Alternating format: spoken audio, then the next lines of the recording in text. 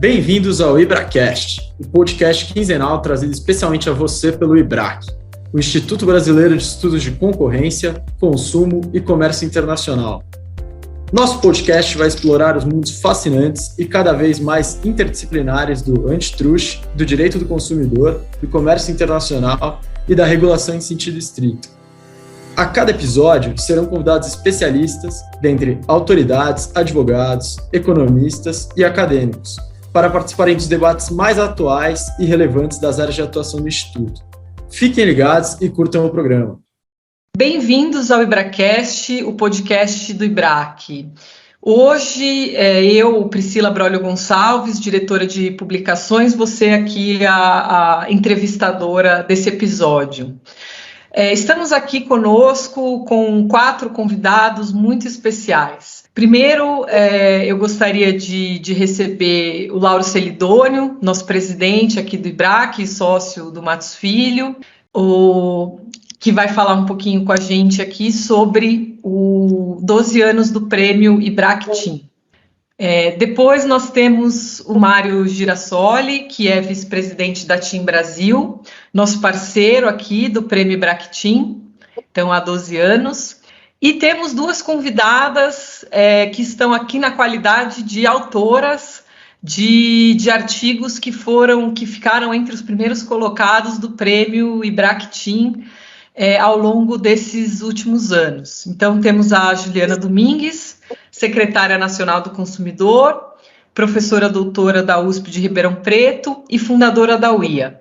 E temos também a Amanda Taide, subsecretária de Defesa Comercial e Interesse Público do Ministério da Economia, professora doutora adjunta da UNB e fundadora da UIA. Bem-vindos e bem-vindas, então, ao nosso podcast. Hoje, como eu comentei, nós temos um episódio especial, uma edição especial extraordinária de lançamento do nosso edital do prêmio IBRAC Team. E a gente vai conversar um pouquinho, então, com os nossos convidados sobre esse prêmio.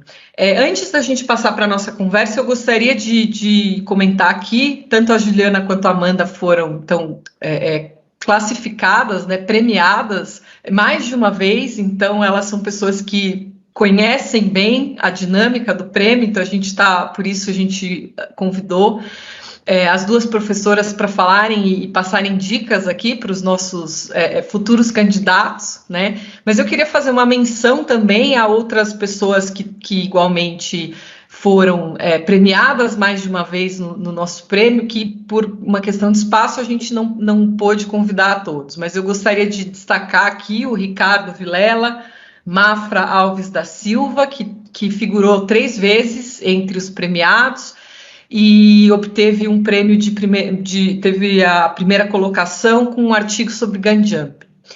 E o Kenis Menezes Machado, que muitos dos nossos ouvintes conhecem, que esteve no CAD por muitos anos, que também foi primeiro colocado, ganhou 2 vezes o prêmio, foi primeiro colocado com um artigo sobre o setor de saúde. A Amanda e a Juliana tiveram artigos, vamos falar um pouquinho aqui dos trabalhos, mas eu queria destacar aqui, a Juliana ganhou o prêmio na 2ª colocação por um artigo chamado Cartéis de Exportação, uma análise do tratamento das isenções no contexto internacional. A Juliana conta um pouco a história dela, que me fez, inclusive, que fez aqui o nosso grupo convidá-la para esse podcast. A Juliana fala no podcast da UIA, que eu gostaria também de fazer uma propaganda aqui e recomendar. Ela fala da relação dela com o IBRAC, desde a época que a Juliana foi estudante de Direito, e sem o apoio, na época ela não tinha vínculo com nenhum escritório da área, ela foi atrás do IBRAC, dos seminários do IBRAC e conseguiu participar. É muito interessante o episódio, ela conta várias passagens muito interessantes, mas eu achei muito, muito legal essa passagem da relação da Juliana com o IBRAC desde muitos anos do início do IBRAC, lá na Lei 8884. A Juliana também foi coautora do artigo O Improvável Encontro do Direito Trabalhista com o Direito Antitrust. E aqui a Amanda, nossa convidada de hoje também, A Juliana, Amanda e a Nayara Mendonça Silva foram autoras desse artigo também premiado. E, finalmente, eu queria destacar o artigo premiado da professora Amanda, chamado Ventrílocos Antitrust no Brasil, das participações minoritárias indiretas de investidores institucionais em concorrentes, Common Ownership, que foi escrito em coautoria da Amanda com a Mônica Fujimoto. Então, a gente, sem maiores delongas, eu gostaria de passar a palavra para o Lauro. Bem-vindo, Lauro. Você, como presidente do IBRAC, agora celebrando esses 12 anos da parceria com a TIM, o que você tem a dizer para nós aí, as suas palavras iniciais, por favor? Bom dia a todos, é um grande prazer estar aqui em mais essa gravação do IBRAcast. Obrigado, Priscila, aí, por organizar esse IBRAcast. Obrigado, Juliana, obrigado, Amanda, e, obviamente, um obrigado especial ao Mário Girassoli, que hoje, vamos dizer assim, é o nosso sujeito do IBRAcast, vamos dizer, porque o prêmio IBRAC TIM, como você comentou, nós estamos indo para a 12ª edição do prêmio. Acabamos de lançar aí em PDF no site do IBRAC o livro, os 10 anos do prêmio IBRAC TIM, que vem de 2010 a 2019. E eu diria que realmente esse prêmio é um marco aí na história do IBRAC. Eu, sinceramente, tenho dificuldades de me lembrar de eventos do IBRAC, do que a gente chama de seminário internacional, antes do prêmio IBRAC TIM. As minhas memórias de 12 anos atrás se sobrepõem, mas todo o seminário nosso, chamado carinhosamente de IBRACão, tem lá o prêmio IBRAC TIM, virou uma tradição, e eu diria que não há prêmio Jabuti ou Oceano que o supere, porque é muito agradável para a gente que atua na área, né, de concorrência, de regulação, de comércio internacional, ler os artigos que vêm se sucedendo ano a ano.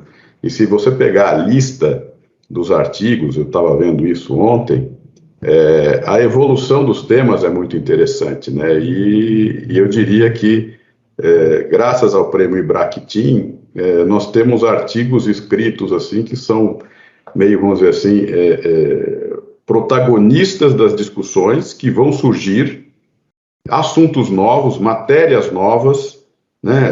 É quase que uma antecipação do que virá por aí. Isso é muito interessante, tanto porque o prêmio é dividido entre as categorias de graduação e pós-graduação e profissionais, então também você nota a evolução daqueles que escreveram na graduação e depois na pós-graduação, ou seja, nós já temos aqui um material suficiente de pesquisa para podermos analisar aí a evolução das discussões, né? Eu estava vendo alguns temas muito interessantes aqui, por exemplo, a primeira discussão sobre Big Data foi em 2018, né? Esse tema que está surgindo aí agora, a primeira discussão que veio em um artigo do prêmio IBRAC TIM foi em 2018.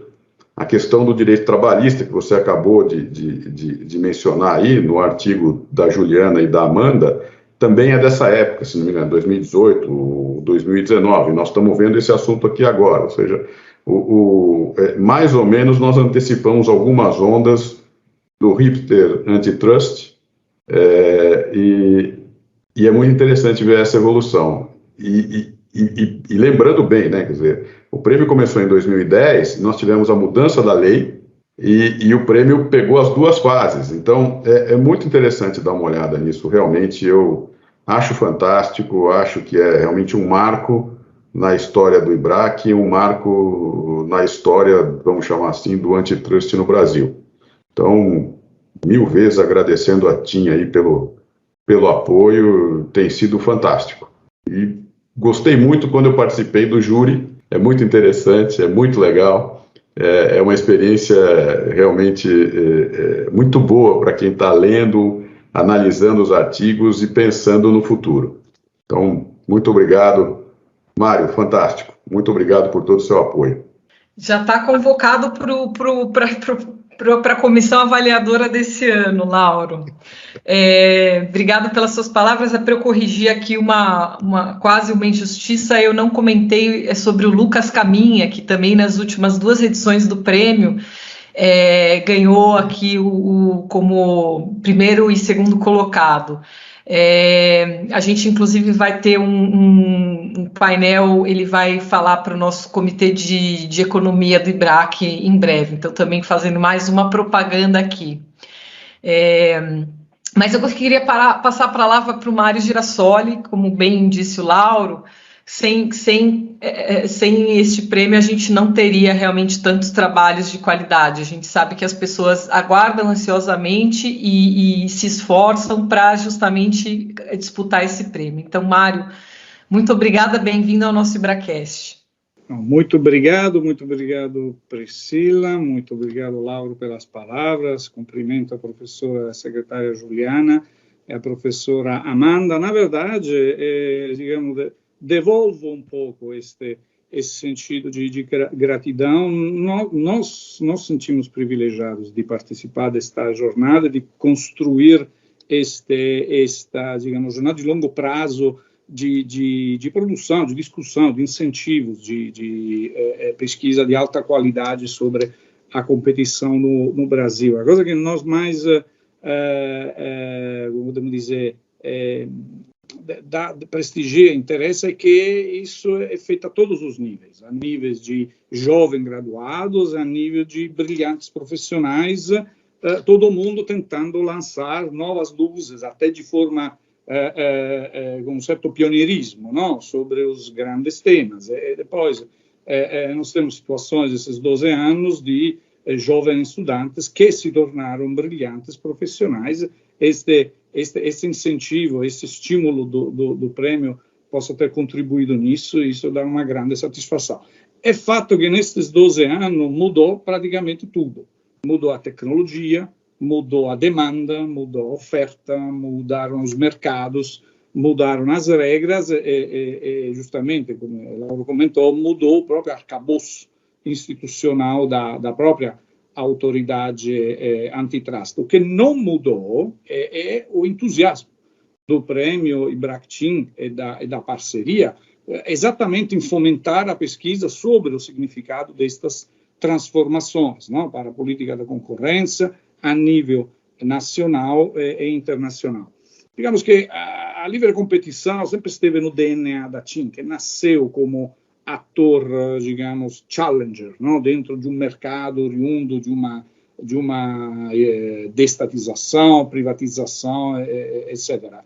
Em geral, o estudo das transformações de mercados e como isso se traduz, na verdade, no impacto na sociedade, é algo muito rico, muito, podemos dizer, estimulante. Eu, pessoalmente, me formei nisso, então, assim, todos os ingredientes que levaram, a certo ponto, a entrar neste projeto que nasceu com uma ideia de longo prazo e que agora chega à sua 12ª edição e muitas outras terão, porque isso, eu posso confirmar, faz parte do DNA da TIM e faz bem também para a empresa, no sentido que permite à empresa de incorporar aqueles debates, aquelas, como podemos dizer, elementos acadêmicos, mas também práticos, para a própria atuação em prol de uma saudável competição nestes ambientes tecnológicos em grande transformação. Então, assim, sou eu que agradeço, é a TIM que agradece esta possibilidade, porque o que se criou é realmente um ambiente extremamente equilibrado, uma certa mágica de entusiasmo recíproco que nos levou até aqui e nos levará nas próximas edições. Fico muito feliz em saber que continuaremos contando com o apoio de vocês. Passando agora para a Juliana e para a Amanda, acho que a Juliana poderia começar. Então, eu fiz um spoiler já da relação da Juliana com o IBRAC, mas, Juliana, se você puder contar um pouco da importância, do papel que o prêmio teve na sua carreira profissional, acadêmica, falar um pouquinho. Muito obrigada. Obrigada. Eu que gostaria aqui de, em primeiro lugar, agradecer ao IBRAC, né, fazendo isso em nome do nosso presidente, Dr. Lauro, da querida doutora Priscila, um prazer estar aqui também com o doutor Mário, nós que estivemos juntos na última mesa possível de premiação, né, presencial, já que infelizmente a pandemia não permitiu que tivéssemos no ano que se passou, mas é uma alegria estar aqui, eu não posso deixar de destacar o importante papel, né, que a própria TIM tem ao fomentar esse tipo de iniciativa. E do ponto de vista pessoal, realmente, 3 prêmios do IBRAC, mas se eu posso dizer que fez alguma diferença, eu diria que fez total diferença, né, porque foi por conta de um prêmio do IBRAC, o primeiro até que eu tinha recebido, que eu recebi o convite para vir trabalhar em São Paulo, num dos maiores, mais referenciados escritórios de direito antitruste, né? Então eu tive uma experiência muito acadêmica anterior, numa passagem curta, até por onde estou hoje, né, na extinta Secretaria de Direito Econômico, mas foi realmente o prêmio, né, e na época, como disse muito bem a doutora Priscila, os temas eram muito inovadores, então na época o meu tema era considerado inovador ao falar de cartéis internacionais hardcore e acordos de leniência, porque aquilo realmente era uma novidade na época, mas depois, mesmo o tema dos cartéis de exportação foi o tema da minha tese de doutorado, esse foi um tema que pouquíssimo se falava à época, né, então acho que isso também chamou muito a atenção dos avaliadores, e por último o artigo que eu escrevi com a professora Amanda Taide, e já numa fase diferente, né, aí eu escrevi inclusive como professora, ou seja, vocês pegaram artigos meus como mestranda, como doutoranda e depois como já professora da Universidade de São Paulo. E veja que concorremos todos com outros perfis igualmente interessantíssimos, e eu acho que isso mostra que é um concurso muito sério, né, porque ninguém ali sabe exatamente, né, quem escreveu os artigos, qual é a formação, e cada vez fica mais concorrido, cada vez mais difícil, e eu acho que ele é o Oscar do direito antitruste brasileiro, eu costumo dizer isso, é o prêmio mais importante para o direito antitruste, então fico muito feliz em fazer parte também da história do prêmio, né, e independentemente disso, o IBRAC realmente faz parte da minha história. Também faço aqui o spoiler para que assistam, então, esse podcast que eu conto um pouquinho como que eu fui no primeiro IBRAC, e aí as relações foram se estreitando com os prêmios também. Muito obrigada. Obrigada, Juliana. Eu recomendo mesmo porque é uma história muito gostosa de ouvir, a história que você conta lá. Passando agora, então, à professora Amanda, também bem-vinda aqui ao nosso podcast. Se puder comentar, assim como a Juliana, qual foi a importância do prêmio na sua carreira acadêmica e profissional. Primeiramente, eu queria agradecer ao IBRAC pelo convite para participar do podcast nessa celebração aí dos 12 anos, né, de Prêmio IBRAC TIM. Então, qual que é a importância, né, do Prêmio IBRAC na minha carreira? Eu acho que o Prêmio IBRAC é um selo, basicamente. E esse selo, né, ele veio para mim um momento muito interessante. Relembrando ali, né, que em 2017 eu tinha tido a situação de ter sido indicada para a superintendente geral, posteriormente desindicada, então teve ali uma modificação interessante na minha vida profissional. Eu acabei indo para um novo desafio no Ministério Público Federal também, a convite do procurador à época. E em 2018, então, eu estava grávida e dei à luz ao meu primeiro filho em junho. E um pouco antes ali, né, do parto, ao longo da gestação, eu fui pensando, né, em temas, escrevendo bastante, tocando fortemente aí minha vida acadêmica. E então, durante a licença maternidade, então o prêmio, o seminário acho que foi ali em outubro, novembro, né, e durante a minha licença maternidade é que teve a premiação, e então eu não pude ir presencialmente lá para Campos do Jordão, que foi o seminário à época, porque meu filho estava com pouquíssimos meses, e eu pude participar da celebração ali do prêmio, por meio do celular, né, de uma das coautoras. Então, foi um marco muito relevante para a minha vida profissional, minha vida acadêmica. Foi o primeiro prêmio que eu recebi, né, já fora do CAD, foi o primeiro prêmio que eu recebi depois de aprovada no concurso de professora, né, de Direito Empresarial na UNB.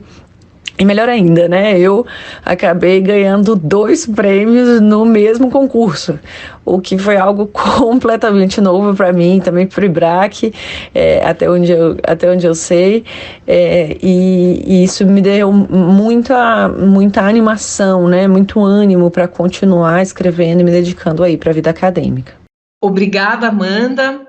Eu gostaria de voltar aqui ao Mário Girassoli e perguntar um pouquinho dos bastidores, né? Como foi a primeira parceria, né? Se puder contar para a gente como se deu, eu sei que você já comentou um pouco disso, mas para lembrar aqui aos nossos ouvintes, quer dizer, quem participou, como é que foi essa conversa, né, para chegarmos na parceria que hoje completa 12 anos. Obrigado, Priscila. Como todas as histórias, tem um pouco de vários elementos, não? A primeira é uma convicção da empresa e também uma minha convicção pessoal, que a matéria de promoção da concorrência, eu gosto de chamar de promoção da concorrência, não de defesa da concorrência, parece que a concorrência é ameaçada. Eu acho que temos que trabalhar, digamos, de forma proativa, mas essa promoção da política da concorrência é um ponto de vista do desenvolvimento econômico e, portanto, social, que é uma síntese extremamente interessante, intelectualmente muito estimulante, de tecnologia, de economia, de política, de direito, não? De novo, comentando, me formei nesta matéria, sempre tive este interesse acadêmico e, portanto, tentei transferir dentro da atuação da empresa esse tipo de sensibilidade. Além das convicções, as coisas depois acontecem pelos encontros. Um encontro muito interessante foi com nosso amigo Guilherme Ribas, não? Que de uma manhã em Brasília, ele veio, me convidou num café da manhã e me apresentou este projeto, dizendo: tem esta possibilidade de uma parceria, mas é algo que pode crescer muito, é bom que seja algo de longo prazo. Eu detectei imediatamente esta possibilidade, a partir deste café da manhã e desta convicção, digamos, preliminar, que a gente construiu este percurso. Agora, como foi comentado pelo Dr. Lauro, lançamos em 2021 o nosso Ideias em Competição, consolidando os 41 artigos premiados ao longo dos 10 anos do Prêmio IBRAC Team, dos primeiros 10 anos, mas, na verdade, gosto de destacar que esta é a ponta do iceberg desta jornada, porque, a partir da primeira edição, o prêmio já contou com mais de 460 trabalhos. Este movimento, que é um movimento, de novo, intelectual, cultural, que depois se substancia nessa cerimônia anual, mas é lá que eu acho que essa iniciativa de longo prazo tem o seu grande valor.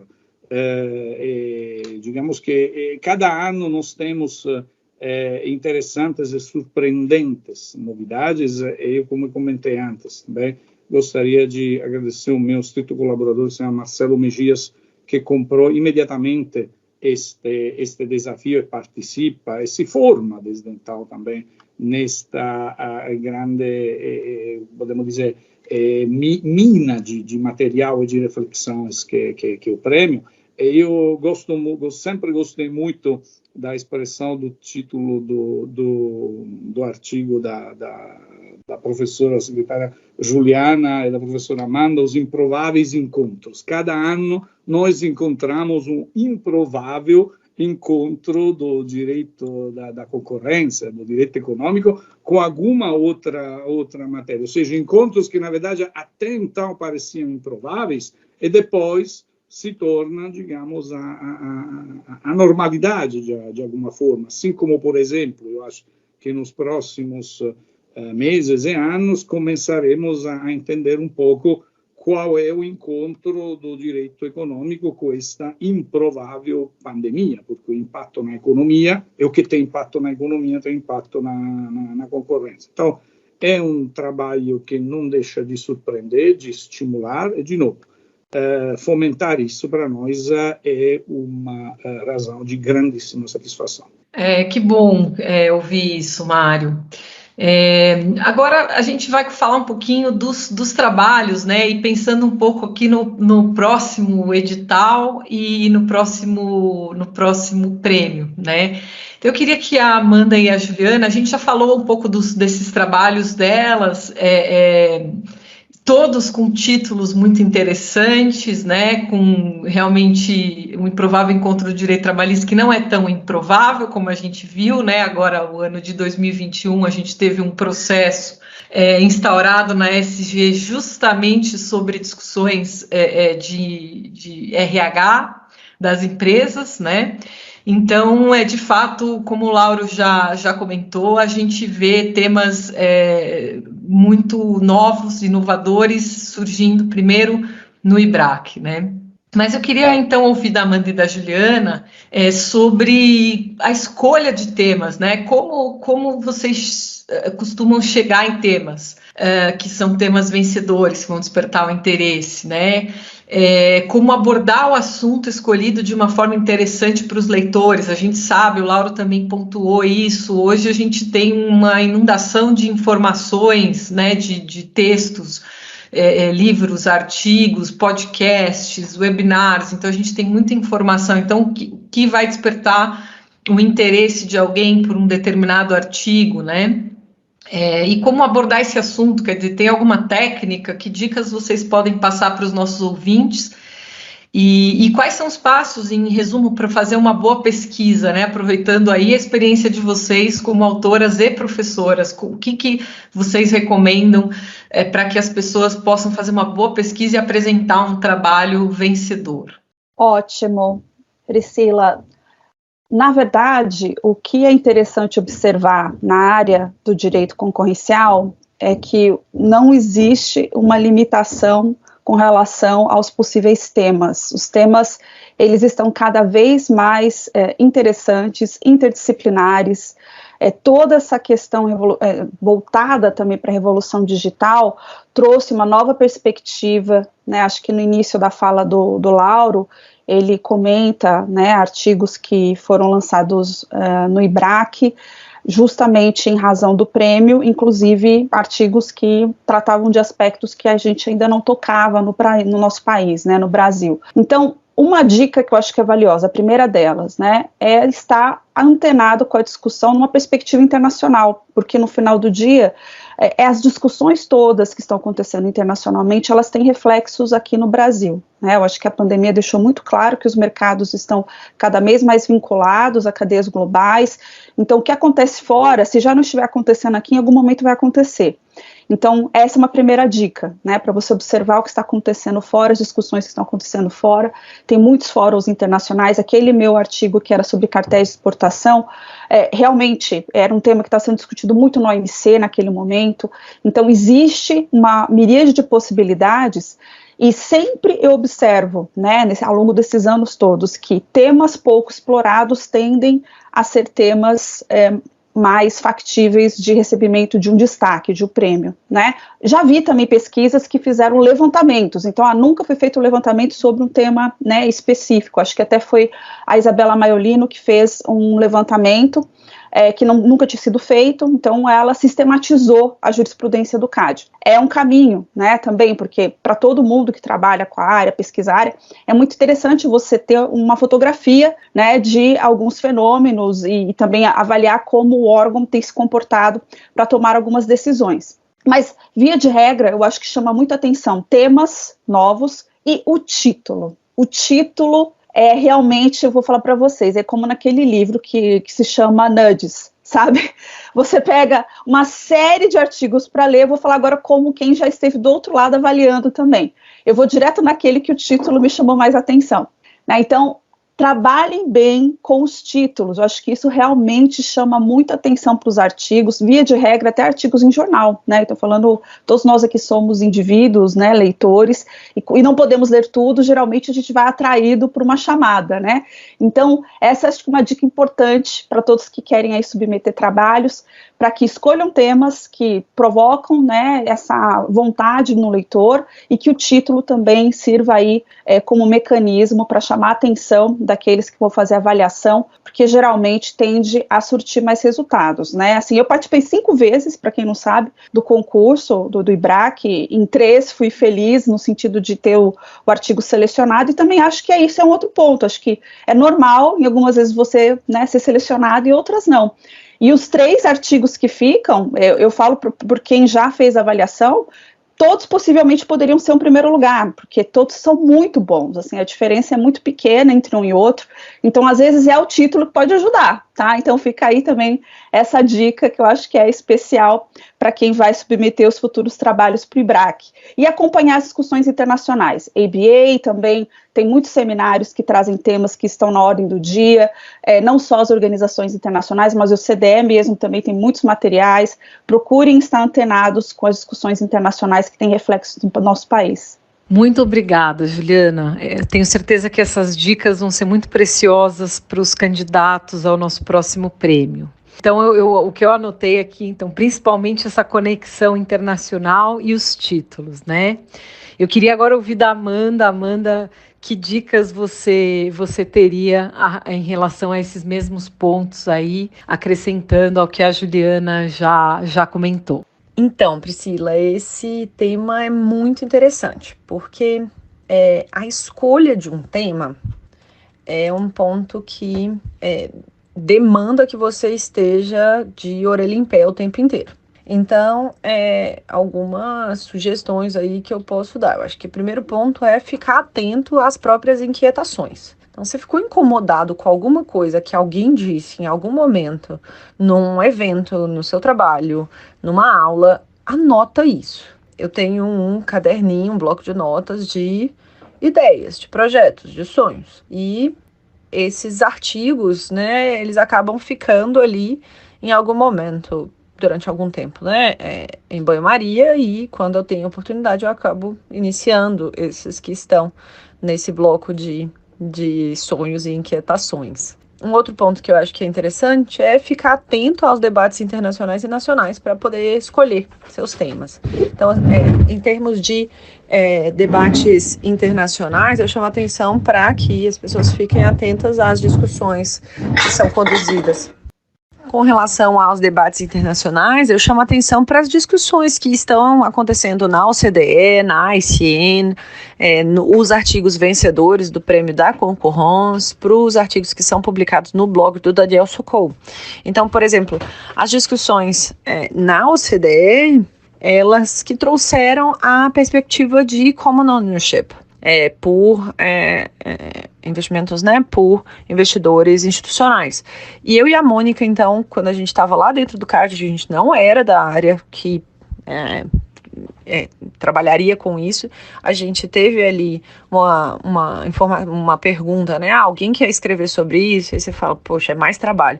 Aí a gente falei, cara, eu quero, porque eu acho que é um tema massa. E a gente escreveu ali, começou a refletir, e depois a gente acabou pesquisando mais e escrevendo um artigo. A mesma coisa vale para o artigo que escrevi em coautoria com a Juliana e com a Nayara, porque veio de uma discussão que eu tinha visto alguns artigos estrangeiros também sobre direito do trabalho e antitrust, né?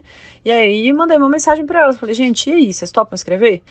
Então, acho que ficar atento a essas discussões internacionais e nacionalmente a gente tem feito, acredito eu, um trabalho bem interessante no WIA, no Women Antitrust, com a divulgação semanal aí dos dicas de leitura, né? Com relação a técnicas para abordar o assunto, né, de forma interessante, eu acho que a primeira coisa é pensar num título atrativo.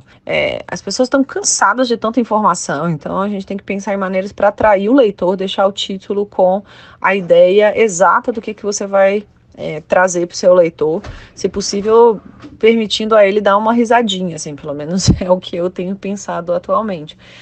Porque senão as pessoas vão ter preguiça, ou podem ter preguiça de ler seu artigo. Então eu tenho pensado sempre nisso, em dar um pouco de leveza a esse ambiente acadêmico. E deixar no resumo as informações concretas do que você está analisando. Qual que é a pergunta de pesquisa que você está buscando, sabe? E ao longo do texto, né, explicar a estrutura do artigo. Eu sou uma pessoa chata com estrutura nesse sentido, porque eu acho que se você tem um artigo que fala que você vai fazer na 1, 2 e 3, você tem que falar para o seu leitor, você tem que conduzir seu leitor, falando, olha, aqui eu estou indo para o capítulo 1, depois eu vou para o capítulo 2, depois eu vou para o capítulo 3. Aí o leitor sabe para onde que ele está indo. Aí lá no capítulo 1, você vai fazer a divisão do 1.1, do 1.2, explica para o leitor que você está fazendo essa divisão e explica por que você está fazendo. Senão ele não vai entender nada da estrutura do seu trabalho, ele não vai entender seu raciocínio, né? E por fim, com relação a esses passos, né, essenciais para uma boa pesquisa, eu acho que o primeiro ponto, que eu acho que é o mais difícil, é definir exatamente os contornos da sua pergunta de pesquisa, a sua hipótese. A pergunta é uma pergunta com interrogação mesmo, né? E aí você fala assim, perguntas amplas, né? Qual o impacto? Eu sempre viro para os alunos, eu falei, olha, você vai fazer um estudo de impacto mesmo? Ah, não, eu quero ver então a viabilidade. A viabilidade já mudou um pouquinho. Ou quais são as repercussões? Aí tudo bem, a gente pode dar uma repercussão jurídica. Então, tentar definir aí qual que é a sua pergunta e ter clareza da sua hipótese também, né? Qual que é a sua resposta preliminar e, ao final, deixar claro para o leitor, olha, minha hipótese foi confirmada, ou foi infirmada em parte. E um segundo passo, né, eu falaria que seria definir a estrutura, pensar uma estrutura que seja lógica para quem lê. Ficar escrevendo sem ter uma definição da estrutura faz com que o raciocínio se perca. Então, eu faço muita alteração na estrutura, tanto dos meus trabalhos quanto dos trabalhos dos orientandos. Um quarto ponto que eu sugeriria seria escrever. A pessoa escrever sem ter que ficar lendo e fichando tudo. Às vezes a pessoa fala assim, não, mas eu quero ler 40 artigos antes de escrever. Pelo amor de Deus, na hora que você estiver no 10º, você não esqueceu o que está lá no primeiro artigo. Então, a minha sugestão seria que, à medida que vai lendo, vai escrevendo, entendeu? Não fica só fichando, escrevendo. E, ao final, revisar e, se possível, passar pela revisão de uma outra pessoa, um amigo, a mãe, um parente, um professor, para poder aprimorar aí o texto. Muito obrigada, Amanda e Juliana. Acho que os ouvintes, quem estiver participando aí, pensando em participar, devem estar anotando longamente, né? Eu sei que o Lauro já comentou um pouco, mas, Lauro, se você puder falar, e eu gostaria de ouvir o Mário também sobre isso, né? O que te chama a atenção, e até se vocês quiserem falar, quer dizer, o que vocês estão estudando, lendo hoje? Né? Não precisa necessariamente ser o Antitruste, mas o que vocês gostam de ler ou de ver em artigos acadêmicos, enfim, não sei se vocês... enfim, acredito que sim, né? Justamente a gente está falando aqui do IBRAC Team, então imagino que vocês gostam de ler artigos acadêmicos. Se vocês puderem falar um pouco para a gente como leitores, seria muito interessante. Bom, obviamente, sempre fico muito feliz de ler os artigos do prêmio, né? Que concorrem ao prêmio, tanto os que ganharam quanto os que não ganharam. Inclusive, quando fico até frustrado quando você avalia um artigo e fala, esse é o primeiro, e ele nem aparece na lista, porque os outros avaliadores, vamos dizer assim, não gostaram. Mas eu faço aquela leitura tradicional, né, de artigos, vamos chamar assim, científicos ou acadêmicos, e vou lendo o artigo como um todo. Normalmente, eu pulo o resumo, né, eu vou direto no artigo, vou na conclusão e procuro identificar ali, quer dizer, se o autor está dando alguma opinião e se a opinião que ele está dando está clara, né? Eu acho que, para mim, o importante é entender de forma clara qual é a opinião do autor. Né? Eu acho isso tremendamente importante, porque, para mim, não tem nada pior do que ficar lendo um artigo, e no final, na conclusão só, ele chega numa conclusão para terminar o artigo e eu não consegui entender a concatenação das ideias para chegar lá. Mas a primeira coisa que me chama a atenção é o tema do artigo, né? Então, e acho que aí vai um pouco de encontro ao que a Juliana falou também, ao encontro, porque o título tem que trazer o tema principal do artigo para a gente entender o que está acontecendo ou entender aonde o autor quer chegar, né? Se eu fosse dar um conselho hoje para escrever, alguém que queira escrever esse artigo e participar do Prêmio Bractin, seria, olha, acompanhe realmente o que está acontecendo internacionalmente, mas não fique restrito às grandes discussões, porque as grandes discussões nós lemos todos os dias, né? Então, foi o exemplo que eu dei. Quando eu li em 2018, apareceu um artigo sobre Big Data, aquilo foi um breakthrough, quer dizer, uma antecipação de uma discussão futura, né?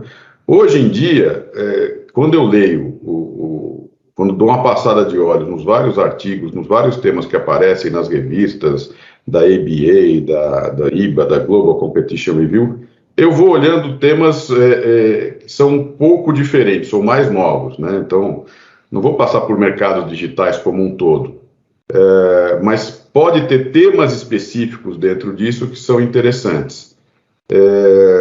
Então, eu procuro ver aquilo que eu ainda não li, né? Então, a novidade do tema, para mim, é tremendamente importante. E uma outra coisa que eu gosto também são os tais artigos de revisão, né? Onde o autor revisa o que aconteceu no passado. Então, políticas e decisões do CAD, por exemplo, por que uma decisão está certa ou está errada, ou se a gente pegar artigos mesmo do Prêmio Bractin lá atrás, talvez fazer uma revisão daquele mesmo tema 10 anos depois. Alguns temas são constantes, né? Se você pegar a lista dos artigos, por exemplo, ação de reparação de danos está aí desde o primeiro Bractin até agora, né? E o assunto não evolui. Então, aonde é que a gente pode pegar esse tema de reparação de danos e buscar alguma coisa nova, né? Eu diria que isso é importante, dizer, a novidade que deve estar transcrita no título, como a Juliana comentou. Eu gosto muito de ler isso, e a primeira coisa que me atrai é a novidade e o título que demonstre essa novidade.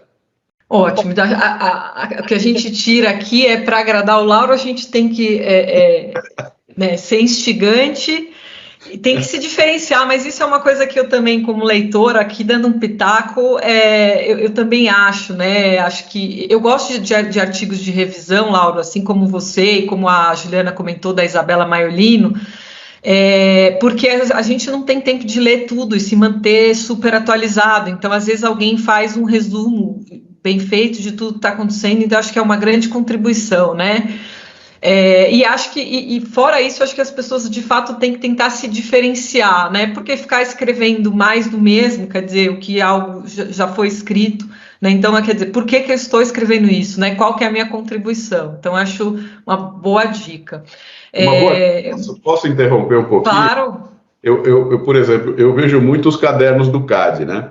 O caderno do CAD, do DE, Estudos de Mercado. Eu adoro olhar isso 5, 6 anos depois e ver o que mudou ou não mudou, né? Quer dizer, se aquela primeira posição ou aquela jurisprudência permanece, não permanece, estava certo ou estava errado, né? Como nós todos estamos falando, com a evolução do mercado, com a evolução da tecnologia, tudo aquilo que está escrito há mais de 5 anos atrás deve estar sob revisão. Então, eu acho isso muito importante. Eu gosto de pegar os cadernos do CAD, olhar e ver se eu continuo concordando ou se eu passei a discordar.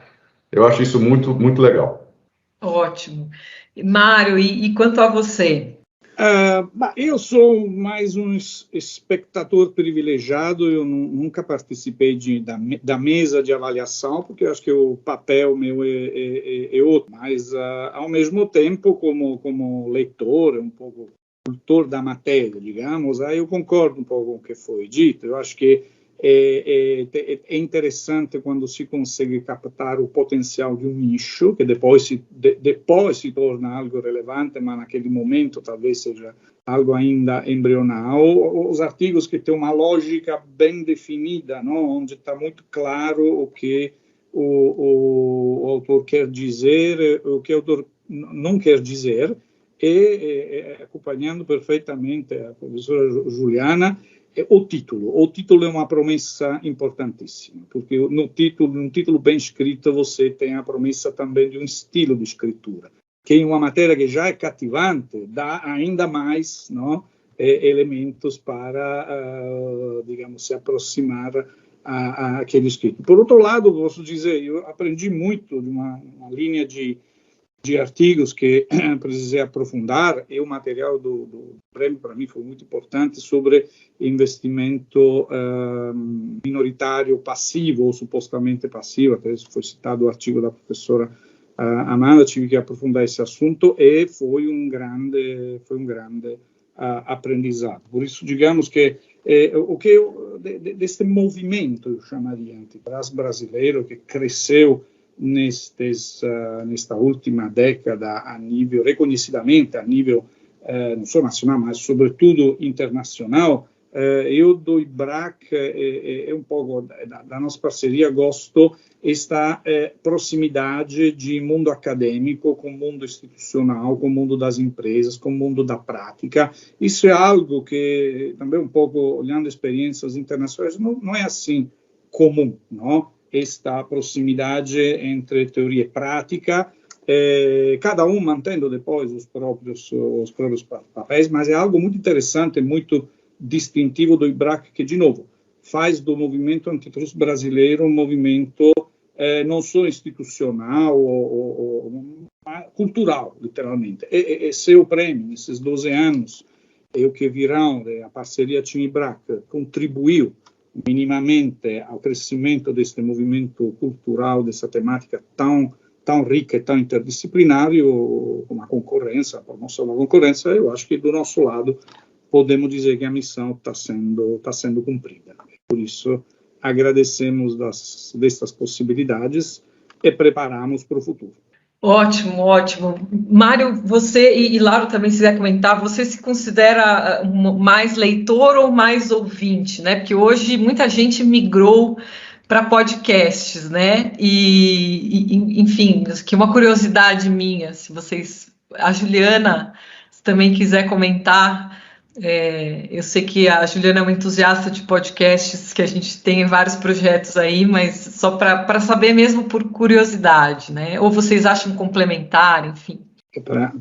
Ora, eu acho que a origem da literatura é uma origem oral. Os poemas homéricos eram poemas contados. Então, eu acho que esta forma de contar, de narração, é uma volta às origens da literatura. Portanto, eu acredito que as duas movimentos são complementares. Nas possibilidades tecnológicas que hoje temos, acredito que os caminhos dos aprendizados, de alguma forma, são caminhos interessantes. Quem sabe, lançando aqui uma ideia, a gente possa até integrar em um próximo prêmio IBRAC também uma qualidade da exposição, não? Traduzir em um breve podcast o sentido de um artigo como contribuição para a divulgação e não só para a redação acadêmica. A dica foi anotada, a gente até já começou a pensar nisso, né? E até as pessoas apresentarem os seus artigos de uma forma curta, porque isso também gera incentivo, né, para que as pessoas leiam, né? Não sei se vocês querem comentar. Eu posso falar, eu concordo bastante com o que o Mário disse. Eu acho que são complementares, né? Eu ouço o podcast mais como uma experiência pessoal daquele que está falando, ou seja, é uma introdução ao próprio pensamento de uma forma mais leve, mais light, quer dizer, uma apresentação, uma autoapresentação, que depois você aprofunda na leitura do artigo ou dos escritos daquela mesma pessoa, né? No IBRAC esse ano, a gente fez algumas discussões de artigos, né? Priscila, você vai se lembrar, alguns artigos a gente fez os comentários, né? Eventos rápidos, né? Onde a gente fez uma sessão de que os autores iam apresentar os seus artigos Isso não tinha nada a ver com o prêmio, não era, foi após o prêmio, na realidade. Foi digamos assim, era uma oportunidade aos autores de debaterem com o público os seus artigos e as suas conclusões. Eu acho que esse foi do futuro do Antitruste, Lauro, não foi? Foi. A gente está fazendo com os artigos do prêmio em eventos dos comitês também, que é esse que eu comentei do Lucas, que vai ter em breve. A gente tem feito alguns, mesmo na UI a gente chamou autores, 2 autoras que receberam o prêmio EBRAC no passado, também falando sobre o setor de saúde. Então a gente tem tentado divulgar esse trabalho não só no EBRAC, mas também principalmente no EBRAC, né, além da publicação na revista, mas as pessoas irem falar, né, sobre o artigo. Eu acho isso tremendamente interessante, tanto para quem está ouvindo como para quem está falando, porque é um treinamento excelente, né? Para advogados, economistas que atuam nessa área, eles têm que saber escrever e defender a sua posição oralmente e verbalmente, tanto em frente ao cliente quanto em frente à autoridade. Então, eu acho um exercício fantástico e acho que a gente deveria fazer isso. A cada publicação do EBRAC, a gente deveria tomar essa providência de chamar os autores para conversar, seja nas reuniões de comitê, seja num evento mais aberto, enfim, eu acho tremendamente rica essa experiência. Juliana? Sim, apenas para complementar, eu tenho um apego real com livros, né? Tanto que eu confesso para vocês que começou a acontecer uma coisa engraçada, que eu comecei a utilizar os tablets para ler livros, aí eu gostava tanto do livro que eu comprava o livro, ou seja, não tenho correção, literalmente. Mas é uma questão também que eu atribuo geracional, né? Eu acho que eu ainda estou na curva daquelas que cresceram e amadureceram sempre com o livro na mão, porque eu vejo que, por exemplo, minhas filhas se adaptaram 100% ao uso de tablet e livros físicos não são essencialmente, né, aquela preferência que elas têm. Então, acredito que há públicos diferentes, eu acho que o podcast ele também facilita muito para essa geração, que eu brinco que quer tudo ao mesmo tempo, na mesma hora, e quer aproveitar o trânsito para ouvir alguma coisa de qualidade, que está fazendo uma outra atividade, está dentro do supermercado ouvindo um podcast. Então, existem perfis diferentes. Eu acho que essa nova geração tende a consumir muito mais esse tipo de produto, né? Já que a gente está falando aqui, né, de uma inovação, que é o podcast, mas acho que não vamos deixar, né, apesar de termos aí, infelizmente, uma situação muito difícil para as editoras, né, e entram outros temas, até pirataria digital, etc., mas é um fato que não acho que vamos deixar de ter, né, os artigos impressos. Eu acho que até existe um apreço muito grande quando você vê o livro, segura o livro, né, eu acho que eu gosto de cheirar o livro, tanto sou old school que eu uso lousa na minha sala, né, que ninguém faz isso mais, mas de Olha, fato, não sabia. Tem uma lousinha, até no meu gabinete eu pedi para colocar uma lousa, deixo anotado as prioridades, vou trocando, então é geracional talvez. Isso também eu tenho também, confesso que eu tenho. Eu prefiro o livro físico, só o abandonei por falta de espaço. Não, é muito mais prático, exatamente. Você está numa viagem, né? Você abre ali a tela, lê, né? Lê no celular, então é muito mais prático. Mas acho que existe um público mais jovem que se atrai muito mais por esses projetos em que você tem as ideias concentradas, porque num podcast que você vai discutir uma ideia não é um texto, né? E temos a nossa tradição, que aliás foi um ponto que eu não falei, que eu acho que é importante falar, já que a gente está dando dicas para o concurso. Tem uma limitação. Então, nessa limitação, tente deixar no texto aquilo que realmente importa e joga para as referências mais sobre o tema, veja se tal coisa, porque senão, às vezes você vê um texto que começa muito histórico, muito cheio de conceitos e tal, lá no final ele é interessante, mas aí ele perde um pouco o interesse perto dos outros que você tem ali. Então tem que se limitar muito nós temos, né, limitações de páginas, então que o autor realmente traga, né, faça uma pergunta, eu faço isso até para meus orientandos, né, o que você quer responder? Então, deixar muito claro para o seu leitor, assim que você começou o texto, olha, eu estou partindo disso e quero chegar naquilo, e vai forte no que é inovador, né, o que traz diferença para o seu texto, caso contrário, acontece aquela situação em que só no finalzinho, lá bem, né, no final da página, o texto fica interessante e ele acaba, porque daí não tem mais espaço. Eu estava aqui ouvindo todos vocês e pensando nisso, né? Enfim, eu participo da banca de examinador, acho que desde o início do prêmio, né? O Guilherme Ribas, que vendeu esse projeto para a TIM, né? Para o Mário, ele também me trouxe para dentro, me convidou para ser examinador. Então, desde o começo lá, eu acredito que eu participei de todas as edições de correção do prêmio. E a gente vê muito isso que a Juliana comentou agora, né? Tem uma limitação de espaço, e às vezes você vê que a pessoa demora para chegar onde realmente ela é o tema dela, e aí não sobra espaço, então ela se apressa nas conclusões, e aí o artigo acaba ficando superficial, né? Porque justamente o tema que a pessoa queria tratar, olha eu aqui também dando dicas, né? Mas, enfim, acaba ficando superficial naquilo, porque você vê que a pessoa teve, agora me sobraram aqui, eu tenho uma página para poder concluir, e fiquei falando sobre outras coisas não tão importantes. Então, isso é muito, muito interessante acontecer. Bem, infelizmente, a gente está aqui caminhando para o final. Eu acho que a gente podia, eu queria ouvir rapidamente da Juliana e da Amanda sobre artigos em dupla, em grupo, porque a gente percebe aqui, né, vários artigos que foram escritos em parceria. A mim parece algo difícil, né? Eu já fiz trabalhos em parceria, mas eu acho difícil e gostaria de saber as dicas que vocês dão em relação justamente a trabalhar em grupo, em dupla, né? Como evitar o free riding, já que a gente está aqui falando de direito antitruste, né? Como evitar que alguma pessoa faça menos ou não faça praticamente e o outro e acaba se beneficiando do trabalho do outro, né? E então, essa pergunta é boa, né? Como escrever em duplo ou em grupo.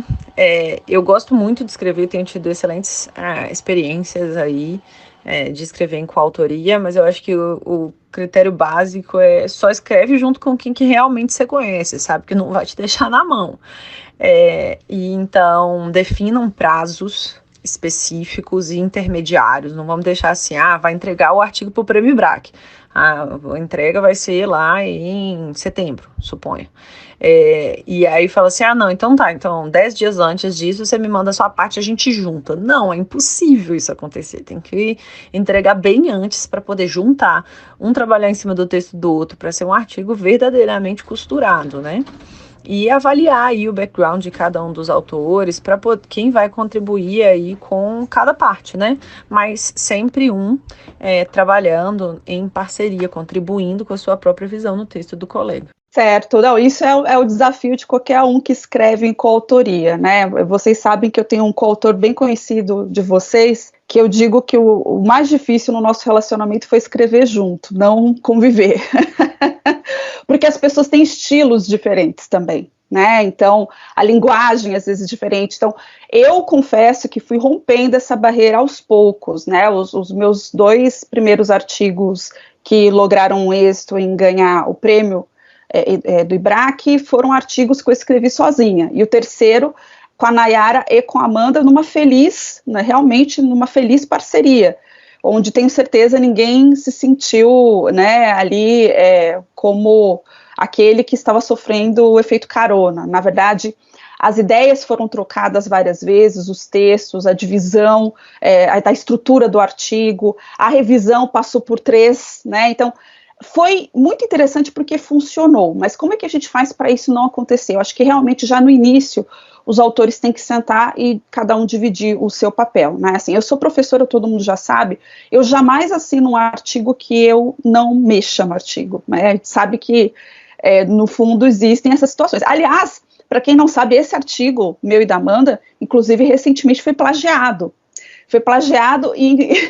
E o mais curioso, foram as minhas orientandas que identificaram, né, e falaram, professora, mas os parágrafos são idênticos, e aí nós vimos, e realmente foi uma situação extremamente constrangedora.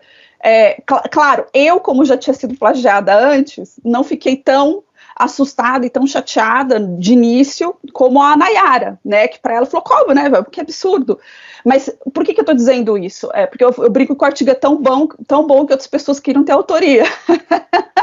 Né, mas a gente pode sempre blindar também essas situações, né, tomando um cuidado especial, eu acho que na divisão das tarefas, ou seja, os autores sentarem, primeiro, qual a ideia que nós temos, como nós vamos dividir isso, quem vai fazer o quê, como nós vamos trocar esses textos, né, eu acho que esse é um ponto bem importante, e tente escrever com pessoas que pensem também de uma forma que é complementar aquilo que você realmente está pesquisando, né, porque dificilmente você vai conseguir avançar num texto num prazo tão pequeno, porque tem um prazo, né, para cumprir, se você não tiver convergência, um bom diálogo com o seu coautor. Não necessariamente você vai concordar com tudo que o seu coautor ele escreve, né, mas eu acho que até as posições antagônicas têm que estar no texto. Há quem pense A, há quem pense B, né? Então, acho que isso é muito interessante, mas tentar sempre fazer isso no começo, né, para você não evitar que no final alguém aí não se sinta muito confortável para falar, olha, eu que fiz todo esse artigo, e ele só sentou na janelinha e deu tchau, né? Então, isso ninguém quer realmente, é uma situação muito chata, mas eu acho que dá para sempre estabelecer algumas regras de início e tentar sempre, né, confiar que no final, se vocês tiverem um planejamento, esse planejamento, ele facilita muito mitigar qualquer efeito carona aí que possa surgir. Ótimo, Juliana, obrigada. Eu acrescentaria, né, agora realmente finalizando aqui o nosso episódio, o edital do prêmio IBRAC-TIM 2021 estará muito em breve, provavelmente quando esse episódio estiver no ar, o edital estará já no site, então o que eu também recomendaria adicionalmente aí a tantas dicas recebidas ao longo desse episódio, foi muito rico para nós e mesmo para quem não vai participar, geralmente eu participo do lado da avaliação, mas para quem gosta de escrever, pretende escrever, acho muito rico e agradeço aí o compartilhamento, né, que vocês fizeram aqui com a gente. E queria lembrar, né, os nossos potenciais candidatos, essa questão do plágio é muito séria.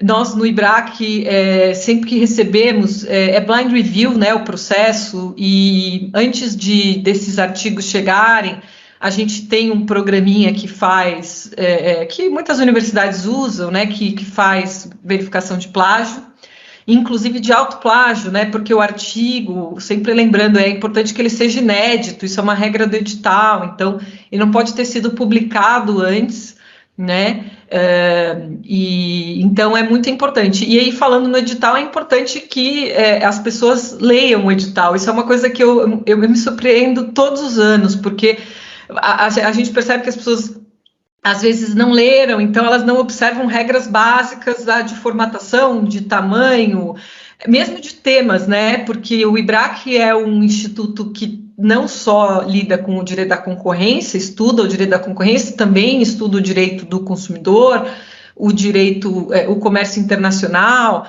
né? Mas este prêmio é um prêmio de concorrência. Então, claro que as interfaces, como bem lembrou a Juliana e o artigo que ela fez com a Amanda sobre o direito do trabalho, as interfaces são muito bem-vindas, né? Eu acho temas muito interessantes de interface da concorrência com outros temas.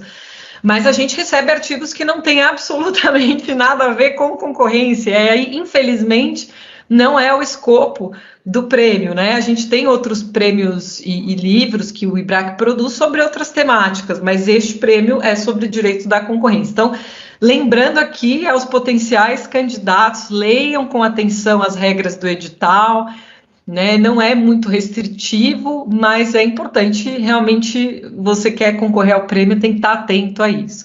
E eu peço, então, já me despedindo, eu peço para que cada um de vocês, nossos convidados, também passem alguma dica, alguma informação, enfim, façam as suas considerações finais aqui de despedida dos nossos ouvintes.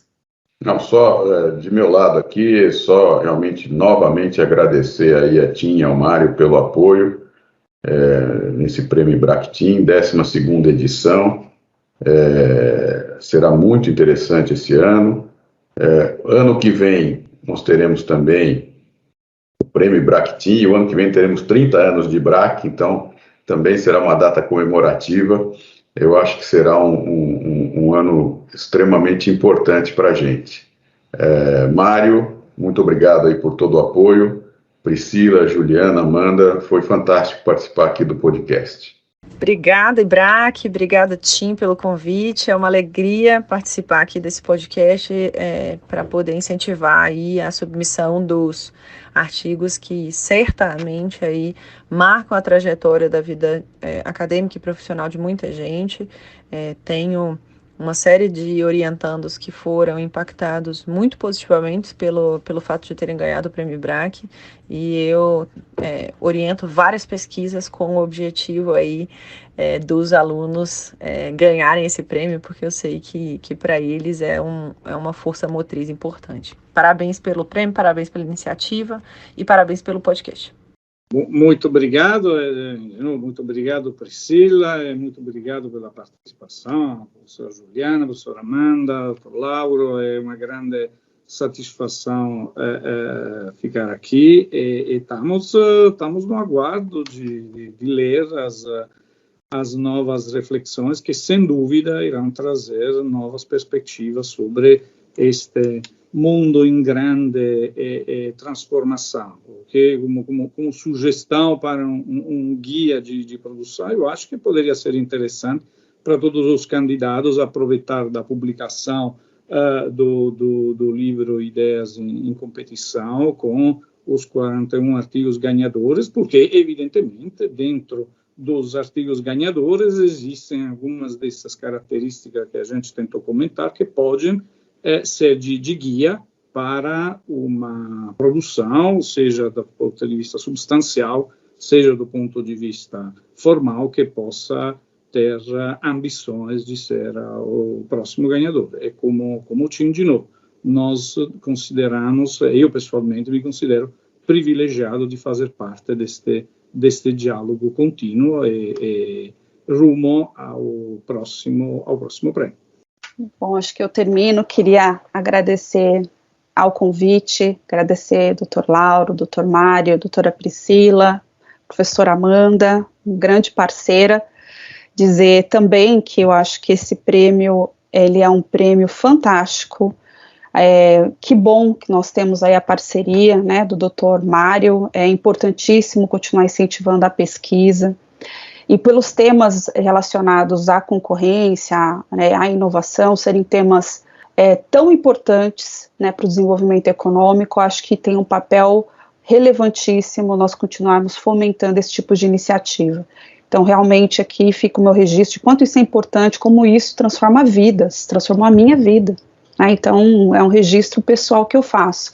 Então, acho que nós temos aqui uma oportunidade muito boa, eu incentivo muito os meus estudantes também a participarem, né, aos profissionais que continuem participando, o nível é muito alto, né, nós temos pessoas aí com muita experiência participando dos concursos, né, que já são doutores, pós-doutores, então, e nada impede que eventualmente, né, um doutorando tem um artigo selecionado, um mestrando, né, foi o caso até da Isabela Maiolino, que foi um caso muito legal, né, ela era mestranda e ela ganhou o prêmio, ali concorrendo com profissionais que já trabalham com esse tema há 20 anos, então é um prêmio muito justo, além de tudo, né, esse sistema de blind review é extremamente importante também para isso, né, a gente impede os vieses.